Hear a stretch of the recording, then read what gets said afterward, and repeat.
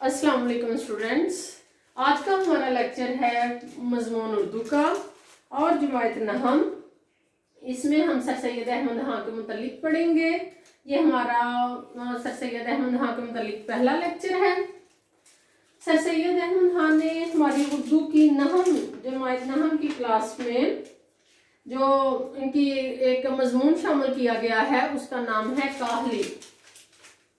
काहली मजमून पढ़ने से पहले हम उसके मुसन्नफ यानी सर सैयद अहमद खां के मुतालिक डिटेल से पढ़ेंगे।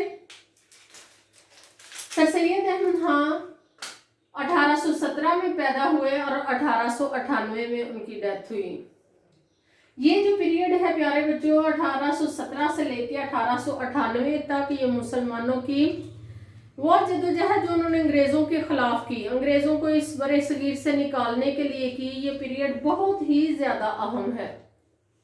इसी पीरियड के दौरान हमारे दो अहम रहनुमा अल्लामा इकबाल और कायदे आज़म वो भी परवान चढ़ रहे थे और बहुत से मुसन्नफ़ीन जिनको हम सर सैयद अहमद खां के रुफ़क़ाकार के नाम से याद करते हैं उन पर भी सर सैयद अहमद खां का बहुत ज़्यादा असर हुआ और उन्होंने इज्तिमाई तौर पर पूरे बरसगीर में एक इस्लाही तहरीक शुरू कर दी।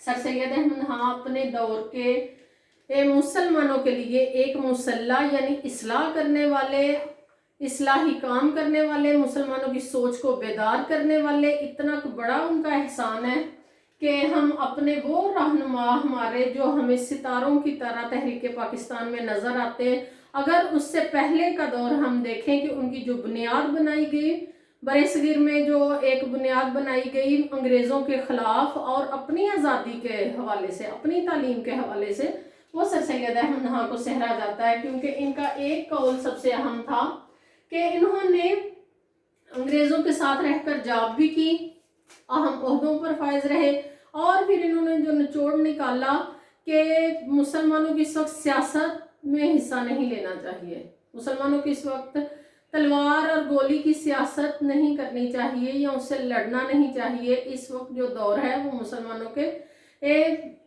तालीम का दौर है। ये जो 1817 से 1898 का दौर है, ये सबसे बड़ा मैं समझती हूँ सर सैयद अहमद खां का एहसान था हमारी कौम पर, बरसगीर की कौम पर। उन्होंने कहा कि ये जो दौर है ये अंग्रेज़ों से कलम के साथ लड़ने का दौर है। पहले अपने आप को, जब हम अगले जिस खरीफ के साथ हम लड़ रहे होते हैं उसके लिए हमारे अंदर सलाहियतें होनी चाहिए, हमारे अंदर जज्बा ईमानी मौजूद है, जोश मौजूद है, मगर हमारे पास तालीम नहीं है। इस तालीम पे सर सैयद अहमद खान ने इतना काम किया, इतना काम किया कि इनके परवरदा जो नस्ल थी, इनसे जो तरबियत पाने वाली नस्ल थी, वही बड़े बड़े सितारे तहरीक पाकिस्तान में बन के उभरे और हमें एक अलग वतन हासिल हुआ। अब हम पढ़ेंगे कि सर सैयद अहमद खां के जो मोरसी आला थे यानी उनके जो आबाओ अजदाद थे वो शाहजहां के दौर में हिंदुस्तान आए थे, मुगलिया दरबार के बड़े बड़े ओहदों पर फायज रहे। जमाना रिवाज जो उस वक्त था, रिवाज ज़माना, उसके मुताबिक सर सैयद अहमद खां ने तालीम पाई। उसमें फ़ारसी और अरबी की तालीम ज़रूरी समझी जाती थी, वो दोनों ज़ुबानें उन्होंने सीखी। फिर पढ़ने के बाद वो अदालत में बतौर सरिश्तादार काम किया, यानी अदालती जो काम थे वो करने लगे। उसके बाद तरक्की करते हुए मुनसफ हो गए। प्यारे बच्चों, यहाँ पर मैं इस लेक्चर में दो लफ्ज़ इस्तेमाल करूँगी। एक लफ्ज़ है मुनसफ यानी इंसाफ करने वाला, और एक लफ्ज़ है मुसन्नफ। मुसन्नफ से मुराद है तसनीफ करने वाला, किताबें लिखने वाला। इसलिए आपने इन दोनों लफ्ज़ों का मीनिंग समझना है, इनमें कंफ्यूज नहीं होना। अदालत में बतौर सरिश्तादार काम किया, मुनसफ हो गए। मुनसफ से मुराद होता है इंसाफ करने वाला, जज, फैसले करने वाला।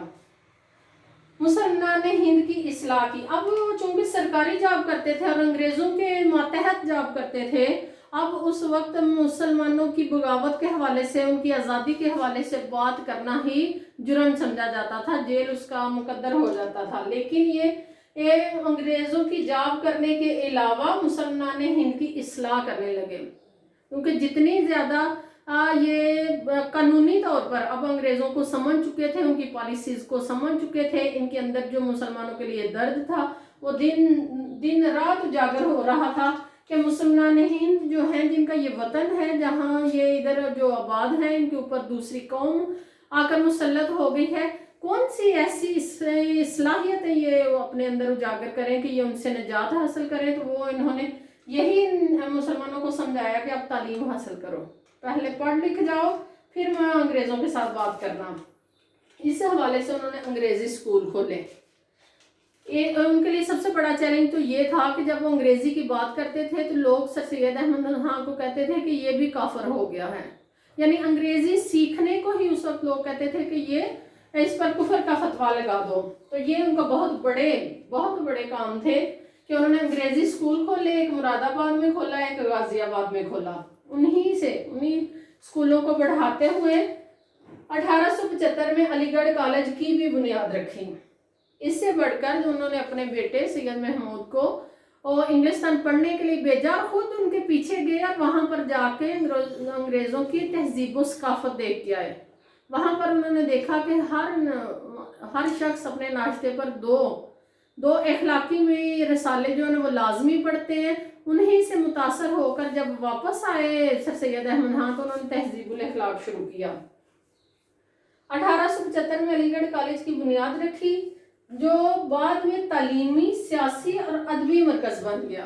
तालीमी, सियासी और अदबी तीन अहम हम पॉइंट्स शेयर कर रहे हैं कि वो कॉलेज में ना सिर्फ तालीम दी जाती बल्कि मुसलमानों ने सियासत में कैसे हिस्सा लेना है उसकी तरबियत दी जाती। और अदबी मरकज़ से मुराद है कि वहाँ के टीचर्स और वहाँ के स्टूडेंट्स वो सब के सब लिखने की तरफ सर सैयद अहमद खान ने उनका रुझान डाल दिया कि आप जितनी किताबें लिखेंगे, जितनी इस्लाही ये आप अदब यानी लिटरेचर आप शाया करेंगे। हमारे उस वक्त कौन सा टीवी या रेडियो या इंटरनेट था, पूरे बड़े सगीर में उनका पैगाम जाता।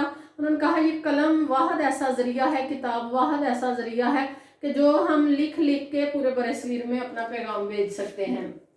अंग्रेज़ी से उर्दू तराजम के लिए साइंटिफिक सोसाइटी कायम की। उन्होंने ये देखा कि हमारा उर्दू अभी लड़खड़ाती हुई ज़ुबान है, अभी नई ज़ुबान है, इसमें लिटरेचर का इतना इजाफा नहीं है, तो उन्होंने अंग्रेज़ी से उर्दू में तराजम शुरू कर दी। ये बड़े वो अहम काम है जो और सर सैयद अहमद खान को तहरीक पाकिस्तान और बड़े सगीर की तहरीक में ख़ास तौर पर एक आला मुकाम देते हैं। 1870 में इल्मी और अदबी रसाला तहजीबुल अखलाक का बेटा मैं आपको बता चुकी हूँ कि इसके पीछे रीज़न क्या था। तहजीबुल अखलाक वो जारी करना शुरू कर दिया, जिसका इज्तिमाई ज़िंदगियों पर मुसलमानों की बहुत ज़्यादा असर हुआ। मुसलमानों के लिए वो ये सारी चीज़ें जो थी वो शोहरत के लिए नहीं थे कर रहे, मुसलमानों के लिए जो उनके दिल में जो एहसास था कि मुसलमान भी तालीम याफ्ता हों, ये एक कौम बन के उभरे, उसके लिए तहजीबुल अखलाक इंतहाई बेहतरीन रिसाला जारी करना शुरू कर दिया, जिसमें सिखाया जाता था कि मुसलमानों ने उठना बैठना कैसे है, मुसलमानों ने अपनी इस्लाम के जो अहकाम है उनको साथ लेके अब इस वक्त मॉडर्न लाइफ में कैसे सरवाइव करना है। तहजीबुल अखलाक में ये सिखाया जाता। मजमून की सिन्फ को रिवाज दिया उन्हें। जब हम पहले मुनसफ के तौर पर यानी वो ये जो लफ्ज़ मैंने दोनों आपसे बयान किए थे कि अदालत में मुनसफ यानी इंसाफ करने वाले जज के तौर पर काम करते और किताबें लिखकर वो मुसन्निफ हो गए।